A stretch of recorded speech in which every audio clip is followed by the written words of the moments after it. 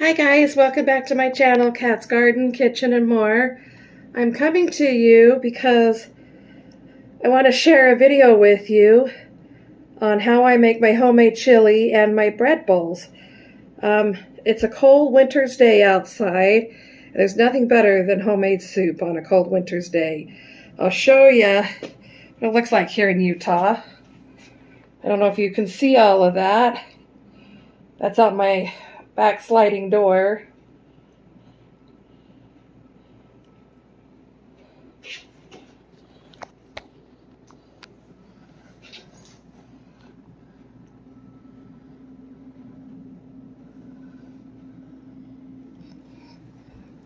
So I'm going to teach you how to make the chili first and then the soup bowls to go with it. So let's head on into the rest of my kitchen and get started. Okay, so we're in my kitchen. I'm cooking up some ground beef, getting it all chopped up. It's almost cooked. There's still a little pink in some areas.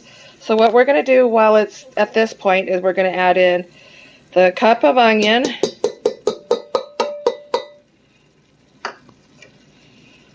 the half a cup of green pepper. Depending on how spicy you like it, you could do a fourth of a cup of green pepper and a little bit of some hot pepper of your choice, either chili or jalapeno. And then I've got my spices here. I have my basil, parsley, my cumin, onion, salt, my Mexican seasoning, and my garlic, and a sprinkle of red chili pepper flakes. That is optional. Depending on how you like your heat, you can put more, less, or not at all. Now I like to put that in with the hamburger while it's cooking. Helps to bring out the aroma in the spices. As soon as I start seeing the pepper and the onion look a little bit translucent, I will go ahead and add in my tomato, my whole tomatoes, my chili beans, and my kidney beans. Now you could use whatever kind of beans you like. If you like red beans, if you like pinto beans, however you like, but that's what I like. So as soon as this gets to the point where it's ready, I will go ahead and add that in. And then I will show you what it looks like. So in the meantime, let's go ahead and get started on our bread bowls. Okay, so now I've moved over to the table behind, and we're going to do our soup bowls. And soup bowls, I work at a bakery at a grocery store, and we make our soup bowls out of French bread dough, and that's what I do here at home. So what I'm going to do is show you how to make the French bread. And before we go ahead and shape it like a French bread, I will show you what we do next.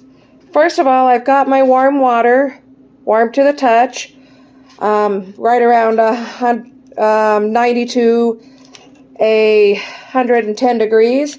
Dump in the yeast so that can start proofing. It's one package of the active dry yeast. If you do the instant yeast for fast rising, you don't have to do this process. You can just add it into the flour. So what we're going to do now is a half of a teaspoon of salt, and we'll put that in with the yeast. Give that a little stir. And we're going to set that off to the side to activate for about 5 to 10 minutes. While that is doing its process, let's come over and take a look at the chili.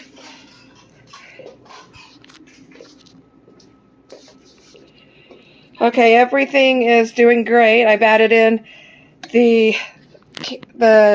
can of tomatoes, and about between a cup to a cup and a half of water. Now I'm going to add in my beans, liquid and all.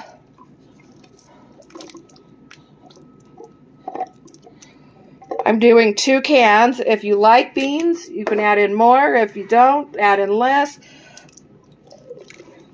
This recipe is one of those that you guys can just play around with and make it the way you like it.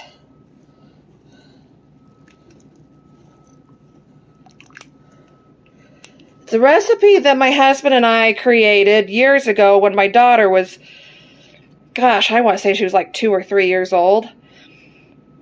And we were looking for a good chili recipe, and everything just seemed so spicy. And I'm like, for a birthday party that's going to have a lot of kids, it's going to have family members that may or may not like spice. So we decided to create our own. My husband likes to add in corn and a bunch of other things and turn it into a Mexican soup. Which you can do. I just like to make it as a chili. So it's however you want it. So we're going to let this simmer away, and then we'll head back over and we'll start our bread. Okay, so our yeast has proofed. I don't know if you can see how it's bubbled up and got some foam that has formed.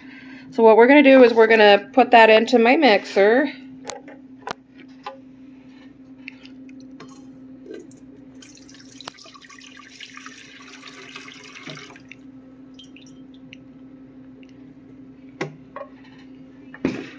And then we're going to add a little bit of the flour, and we just gradually add it a little at a time. I'm going to say about 2 cups, or give or take.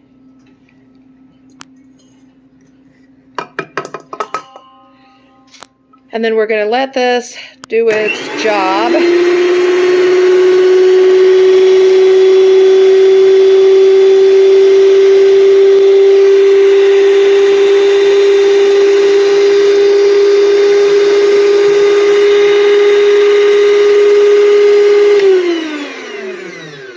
Sorry, it's a little loud. We'll let this do its job. I will scrape down the sides.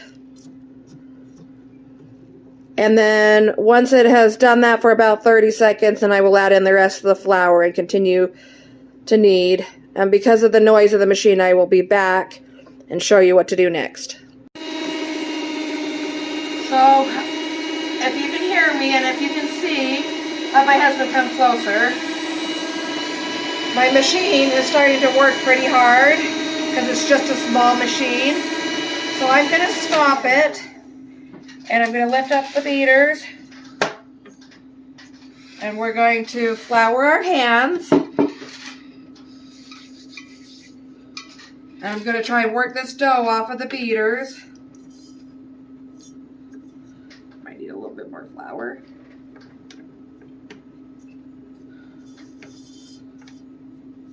And I'm going to do the rest of it on the breadboard.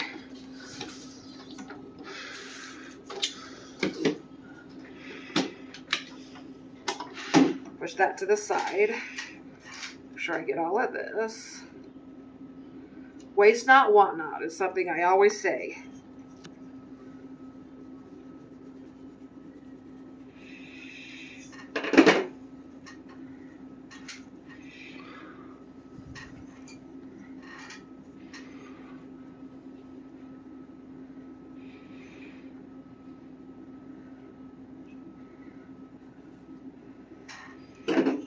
So once I feel like I've got the flour incorporated in here, I'm going to flour my board.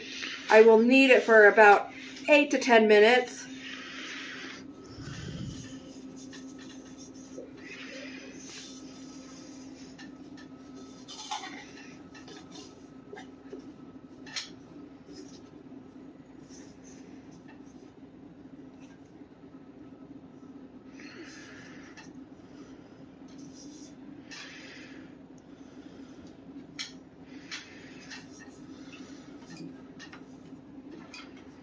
Sometimes you get dough that's stuck to the bottom of this bowl, but that's okay. I just add flour, and then I scrape it and dump it.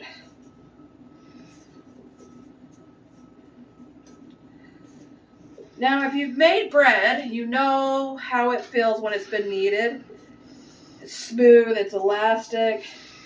If you haven't, don't be afraid. Just keep practicing until you feel like it's at that smooth, elastic point. You don't have to set a timer or anything to time yourself on how many minutes you're kneading. It's more about feel and look. And I wish through the screen I could have you feel it. It's kind of hard to explain. You just kind of have to jump in and do it. But here we go.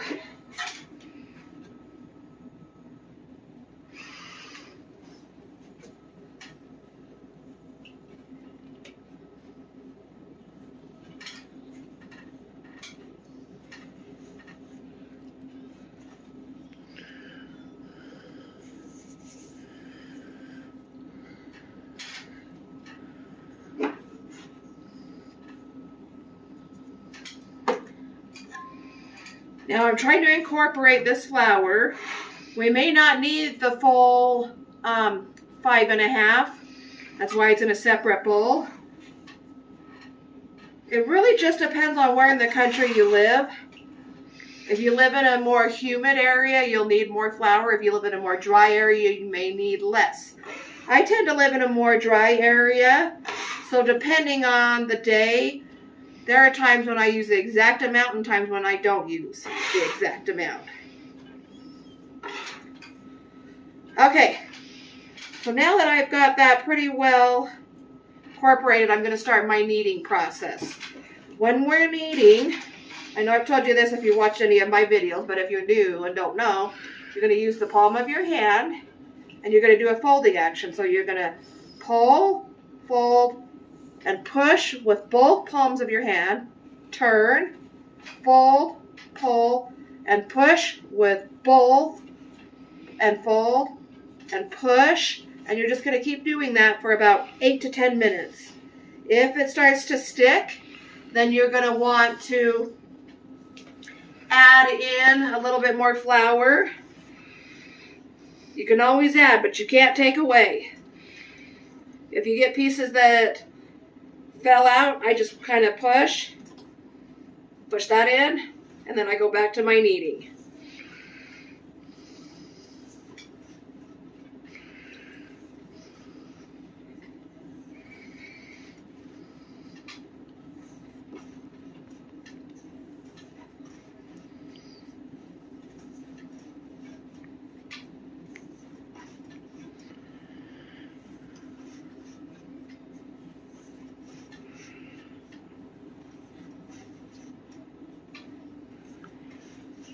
I want to thank my husband for helping me film. He's always such a great support with these videos. I'm going to have him grab me the oil.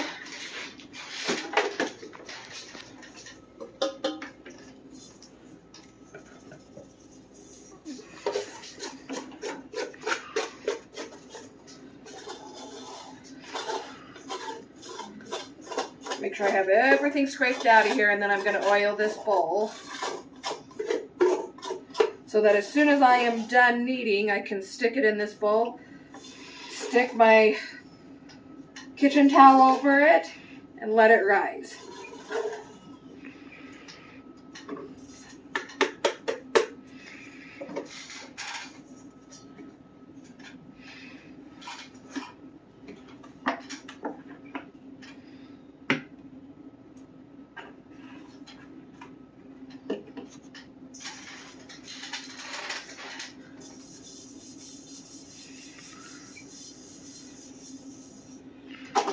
Okay, I'm going to stand up for this part.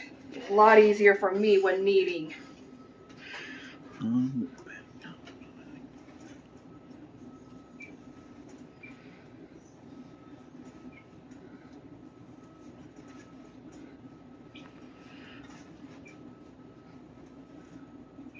I like to scrape from time to time my board so I make sure that all the flour and any pieces that need to be in here go in here.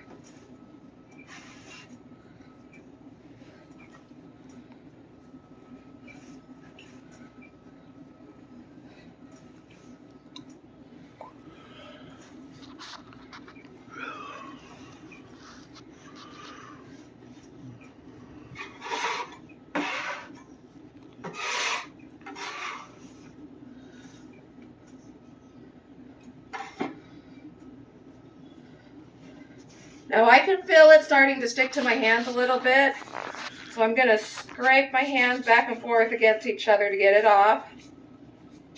And I'm going to add just a tiny bit of flour. It's not terribly bad.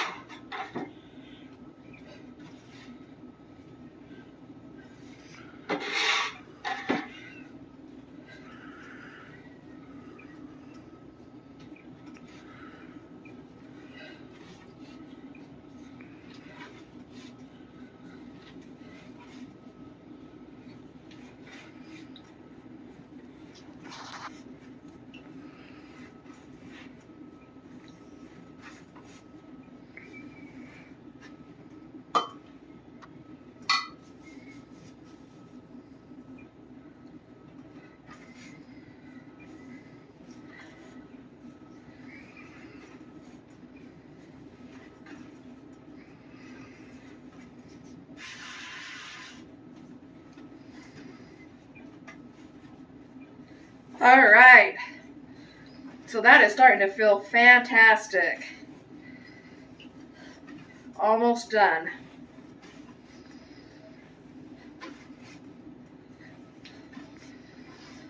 I put this into a ball. Have my husband come over here a little bit closer where you guys can see. It's starting to get a little bit smooth, but it's still a little bumpy. So I'm going to knead it a couple more times.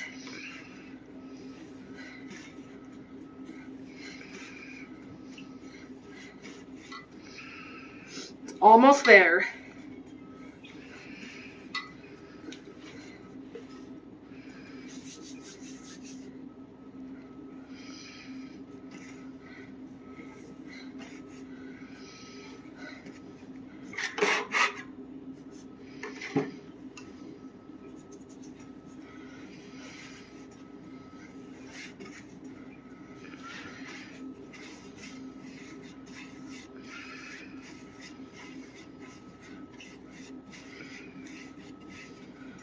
And I think that looks pretty doggone good. So we're going to go ahead and stick this in the bowl. Top side down so it gets oil on it. Then flip it. And then we're going to stick my towel on it.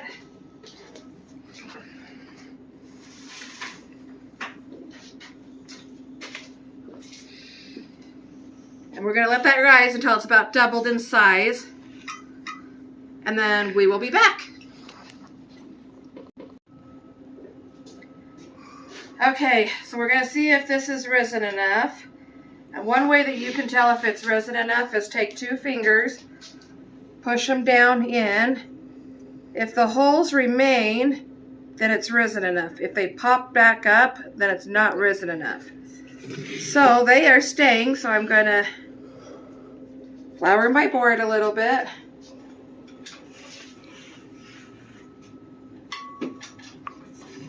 And we're going to dump this out. I'm going to take my bench scraper and I'm going to cut this in half.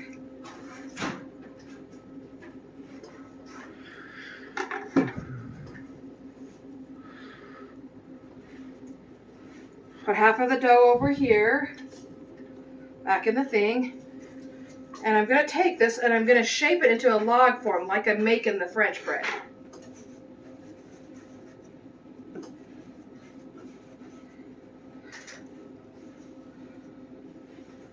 Then we're going to set it off to the side. Then we're going to take the other one.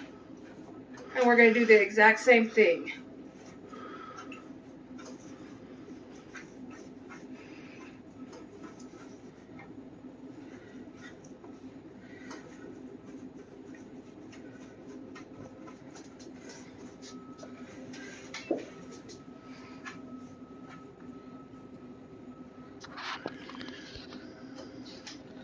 It doesn't have to be perfect.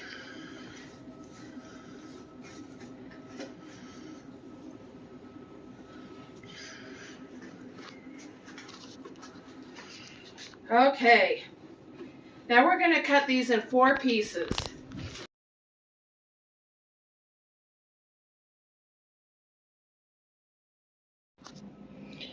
So here's the bread bowls all done and finished with the soup in it. Can't wait to dig in and try it. So I hope you learned something from this and liked it. If you do, hit the thumbs up and have a good rest of your evening. Bye, my friends.